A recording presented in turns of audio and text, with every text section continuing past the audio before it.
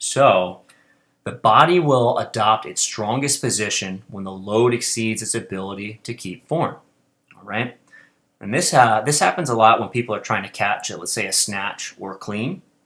When we catch a snatch or a clean, a lot of times we're in a nice upright squat position, and as soon as we start to come out of the hole, the hips will shoot back, right? And what's probably happening is that the hips are trying to find a stronger position to help you get out of the hole, right? So we're going to explain this next concept in a second, but and this what causes problems is that, let's say you're catching a snatch, right? And you're coming out of the hole, and all of a sudden the hips shoot up and your torso inclines forward. You'll hyperflex the shoulder to keep that weight overhead, which may not be helpful for the shoulder, okay?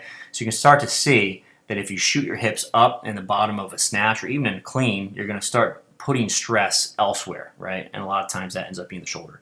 Let's give you an image, though, to make this make a little sense. So let's say this is my front squat, so I'm nice and upright, okay? And let's say that I adopt this position whenever I catch a clean, all right? Let's say that I do a ton of training for back squats and box squats.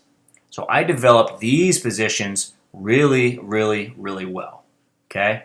Now let's say I'm loading up my squat to a maximal weight. Let's say I catch the squat in this position here, all right? But I'm not strong enough to maintain this position. I don't train my squat upright. I said I train like this, alrighty? So which position do you think is stronger? Over here or these? These are gonna be much stronger. So what happens? You catch the clean, you're upright, and then as soon as you start coming out of the hole, you start inclining your torso more, and your hips will shoot up, okay? So, and this is exactly what happened to me.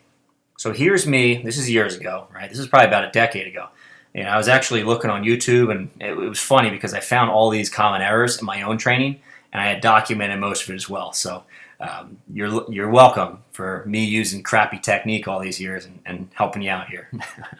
So here's me. I think this is like 275, so pretty heavy weight for me, right? I catch a clean, I'm nice and upright. This position actually looks decent, right? My elbows are fairly high, I'm upright, I'm hitting depth. These are all good things. Now, as soon as I try to come out of the hole, you can see how heavy this is. Like, look at my face here. It looks like I'm about to poop my pants. So my hips shoot way up, my torso inclines, and I drop my elbows a lot.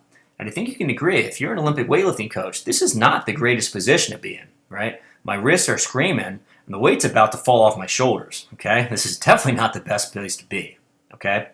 What ends up happening is that I am not strong in this upright position at all, right? I did years and years of strongman prior to starting Olympic weightlifting. I'm very strong in a deadlift position.